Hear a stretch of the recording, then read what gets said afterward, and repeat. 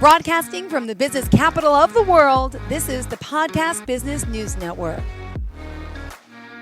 Tracy Clairmont joining us here once again. We are excited to have her back as a hypnotherapist, a coach, Thank so you. much more. She kind of does a lot as a mom and just an amazing person. We've had some great conversations, a little bit of a hiatus. It's great to see you again. Please Thank introduce you. yourself to everyone today before we start. Of course, yes, I'm Tracy Clairmont. I'm a certified hypnotherapist and life coach. I am located in Western Montana. I do hypnotherapy and life coaching over Zoom or, of course, in person as well if somebody's able to make it to my office here in Montana. And I can be reached via email at hypnowithtracy@yahoo.com. That's hypnowithtracy@yahoo.com. And Jill, I'm excited to finally announce that I have a website up and going. And Congratulations. What is it? I'm so excited. It is tracyclairmonthypnotherapy.com. And that's another way that people can kind of check me out and reach me for appointments. One more time. What is it? tracyclairmonthypnotherapy.com. Perfect. Thank you so much. Pleasure to have you here. For listeners today, may not know a little bit about your background, just share a little bit. Where are you from? And give us a little background. Then we're going to kind of dive into hypnotherapy today, I think, correct? Yes. So I am a clinical mental health therapist or licensed clinical social worker. I do have a practice doing mental health therapy, and I've done mental health therapy for the past 30 plus years. Several years ago, I started looking into other ways of working with people, and I was very much drawn to hypnotherapy. One of the things that I love about hypnotherapy is that it is work in the subconscious mind. So I am always amazed at the results that come from actually going into the subconscious mind and doing healing versus working with our conscious mind. You know, there's often many barriers in our conscious mind that we're not even aware of, and we can want so badly change within ourselves, within our thinking, within our lives. And we're just not able to understand or have the awareness around what it is that is causing us to just kind of be stuck. And hypnotherapy is a way of going into the subconscious mind and looking at the origins of our issues. So I am a true believer in hypnotherapy. I am amazed by the results all the time. I act as a guide for a person to go into a deep state of relaxation. And in hypnotherapy, you know, it allows for our nervous system to be in a sleep state so that we can be completely relaxed and access the subconscious part of our minds and really go in there as investigators and look to see where the origins of our issues lie. In our subconscious mind, we have all our memories and all the emotions attached with those memories. And those are really those memories, past experiences, they're really what's driving the bus in our life today. It colors our perception. It really dictates how we move through the world.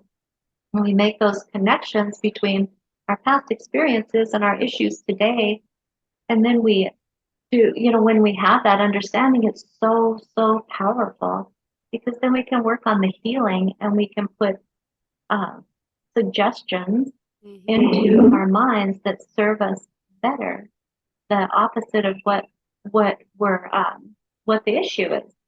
So hypnotherapy is just an amazing process. I'm continually impressed by the results and even surprised myself by the results. I've had many hypnotherapy sessions to do my own work, so I've felt those results firsthand, and I just love doing it. It's such a beautiful process, a natural process.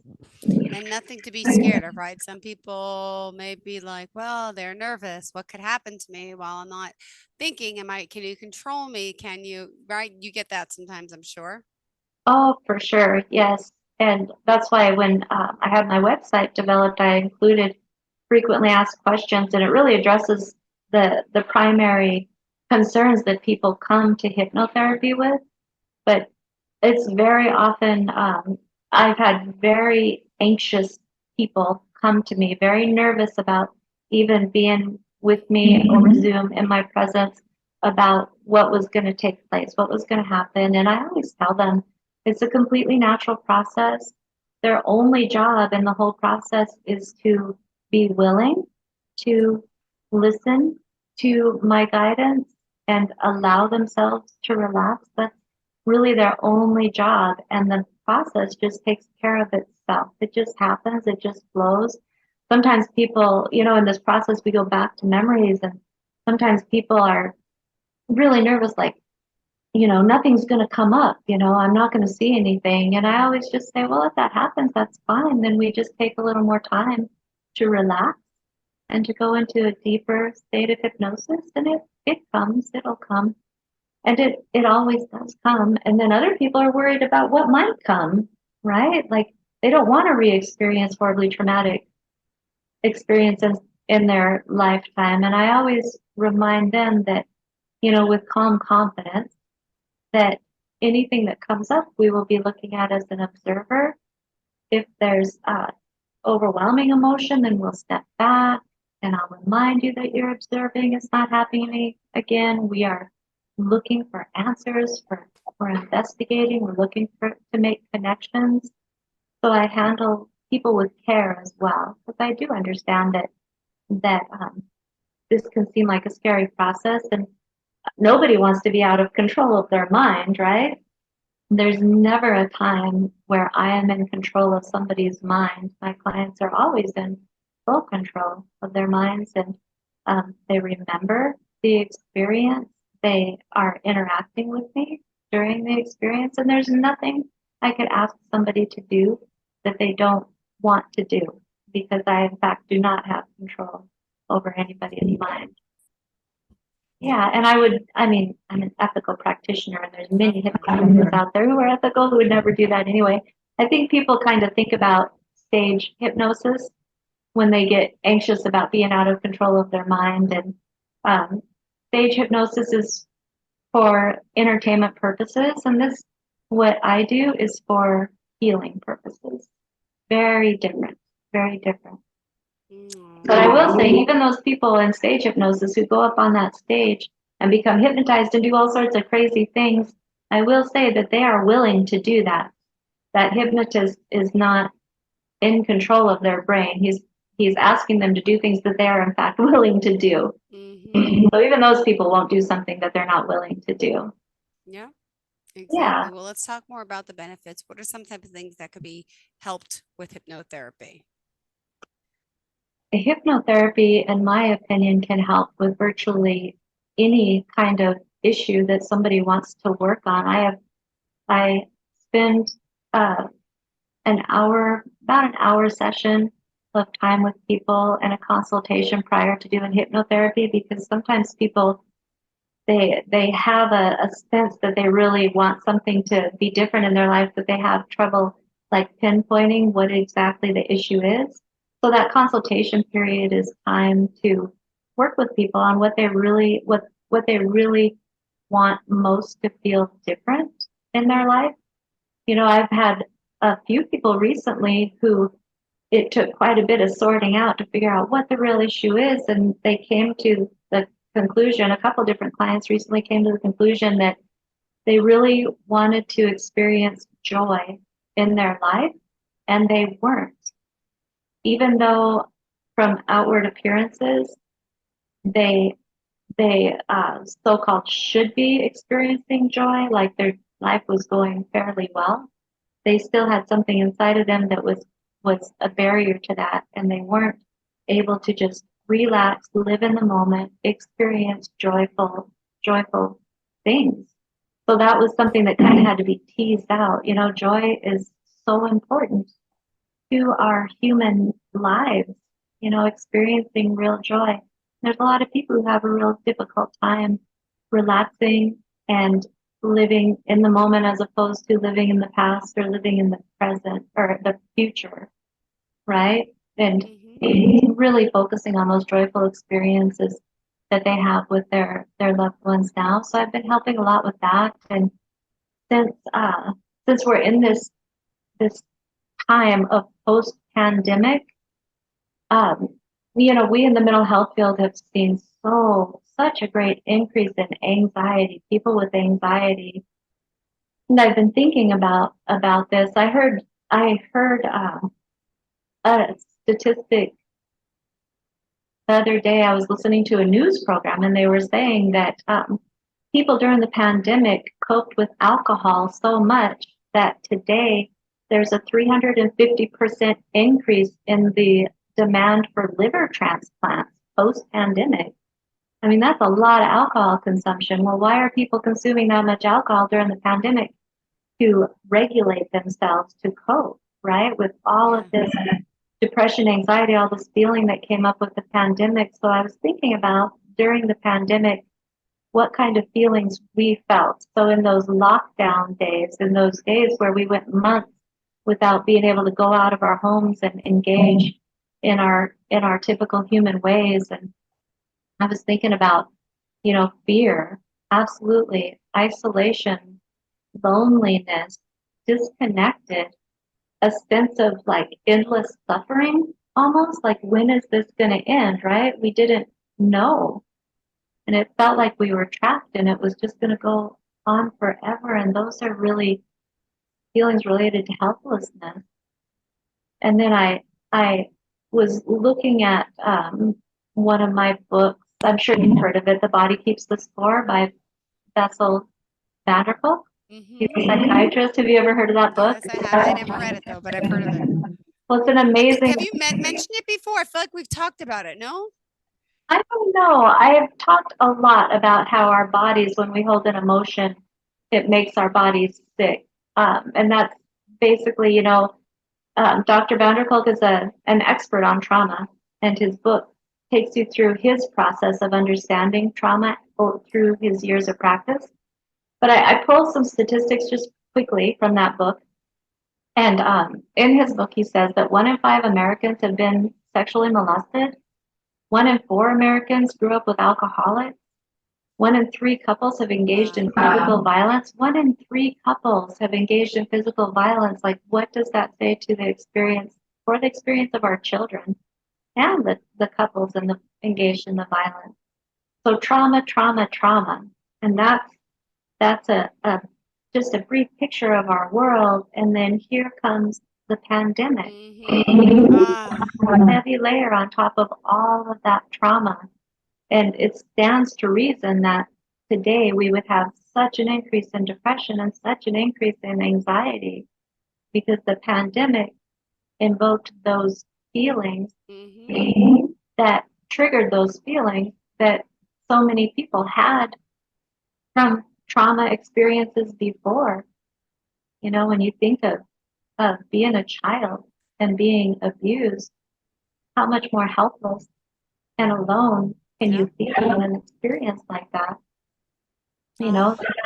So we have, people who have been injured, just inundated with fear related to the pandemic, and now we're post-pandemic. I did and like I said, like this book says, the body keeps the score. All of these, we were left alone to deal with all these overwhelming feelings, all of these triggered feelings. We couldn't go out, even like we were afraid to go see doctors or go to hospitals, right? Because that's where everybody with COVID was. We're not going to want to go there. So we were left to deal with all of this on our own. And I firmly believe that our bodies just took a horrible toll. It took a horrible toll on our bodies, holding in all this emotion and dealing with it on our own. So now we have all these illnesses that have been reactivated, newly activated as a result of the pandemic. So it's really just been such an ongoing awful experience for us. But I want to tell about a session that I had, a hypnotherapy session that I had a few months ago. And it was with somebody who had gastrointestinal problems.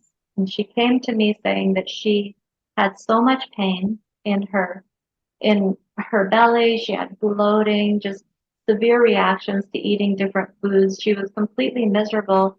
And at one point, prior to the pandemic, she had had her symptoms under control. They were there, but they were manageable, and she didn't have all this pain and discomfort. Now, after the pandemic, and she didn't make these connections right then. She said, "Now today, they're out of control. I'm in so much Yeah. pain. I'm so miserable." Now, she didn't really believe that there was anything in her past that we could make connections with that would really resolve this issue, but she was willing to give anything a try. She said, let's just try this. And I said, great, let's see what we can find out. Let's make some sense of this so that we can feel like you can manage it, heal it, and deal with it. So we did. So again, hypnosis is me guiding a person into a deep, relaxed, natural state. You're not asleep. You have your awareness, but your nervous system is asleep and you're completely relaxed. So we went into that state. She went easily into that state. And we started going back to scenes. Now, typically, when we go back to scenes, we're going back. We're kind of peeling away the layers. We're going back and back and back. And typically, we go into childhood memories. Well, she didn't do that. She went into memory during the pandemic, like the early stages of the pandemic when everybody was in lockdown. And this is somebody who lived alone. She was feeling the intense isolation. She was feeling the confusion. She was talking about, she was in a scene where, she hadn't had any person-to-person interaction with anybody for 3 or 4 months. And we talked, I asked her what the feelings were, and it was fear. She was scared, helpless, lonely. She was feeling sick in her stomach. So we went to the next scene, and it turned out to be another scene from the pandemic, to my surprise, because I thought we would be going back into childhood. Went back into a later scene during the pandemic, and now in this scene, she was very ill. She was feeling so ill with her gastrointestinal problems. And she was scared because she didn't know what would happen if she got COVID on top of these other illnesses that she had. Right? And now she was saying that COVID felt so big and dark and scary. And she was feeling like it was never going to end. She was feeling helpless, alone, like she was trapped. So we stayed with those feelings and we peeled back the layers going into another scene. And this time she went into her childhood.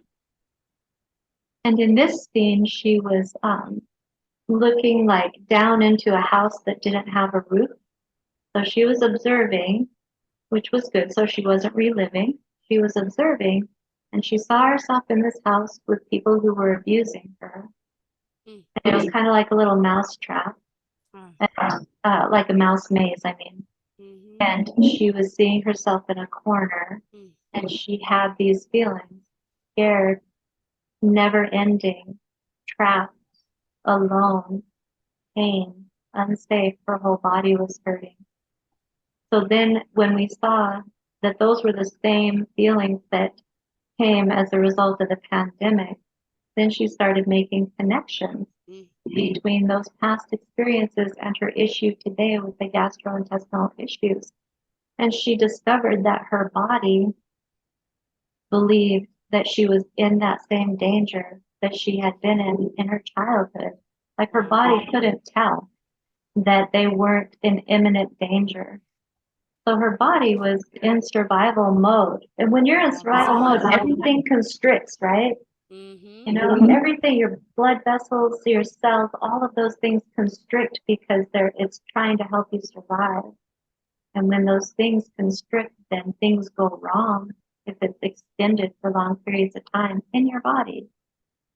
So she was making those connections between her issues today and her body believing that they were intensely unsafe and it was needing to constrict to survive, and making those connections between her issue today and her past experiences.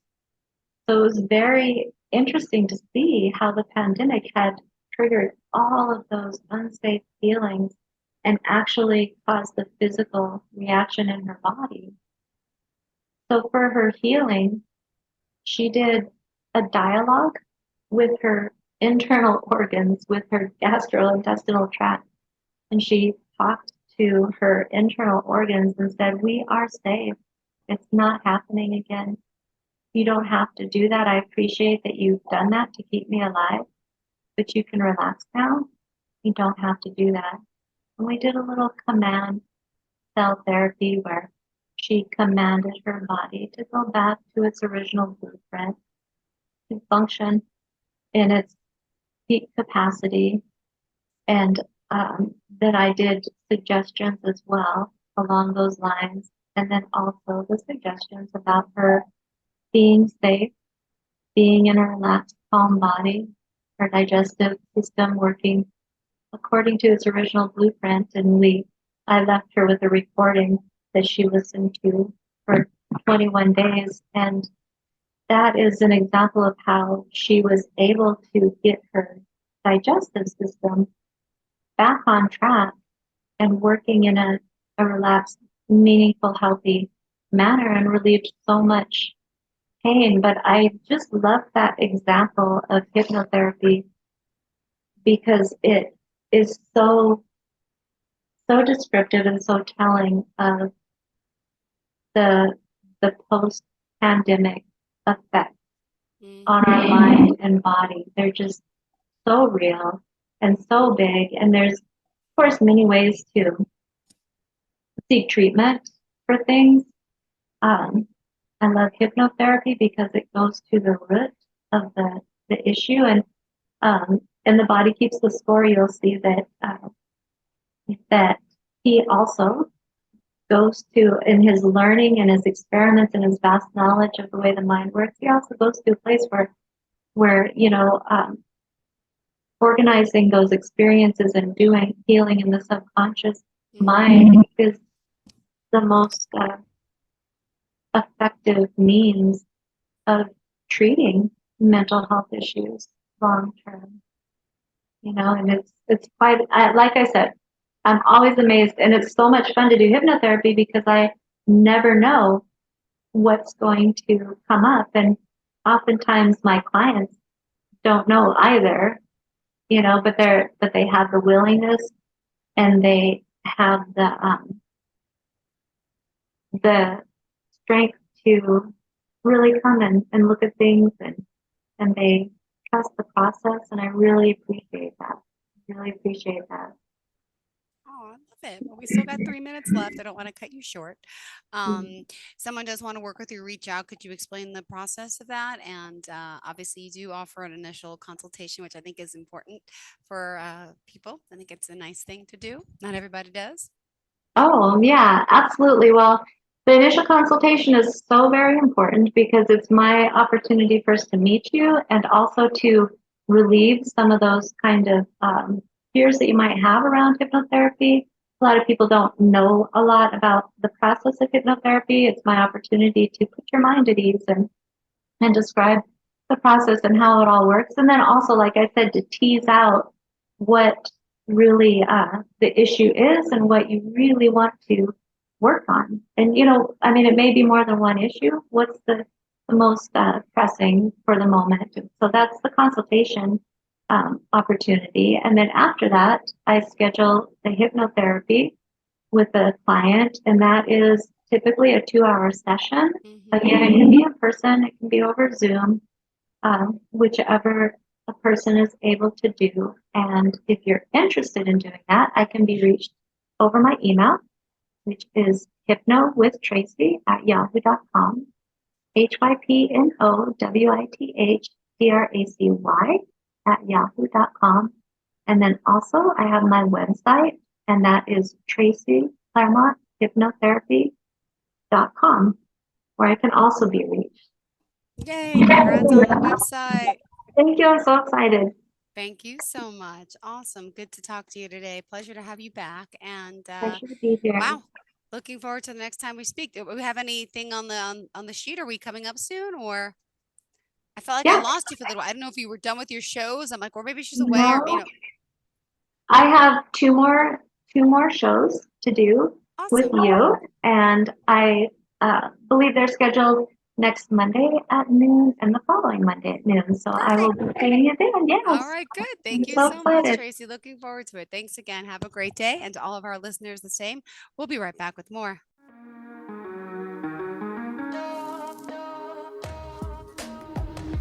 Broadcasting from the business capital of the world, this is the Podcast Business News Network.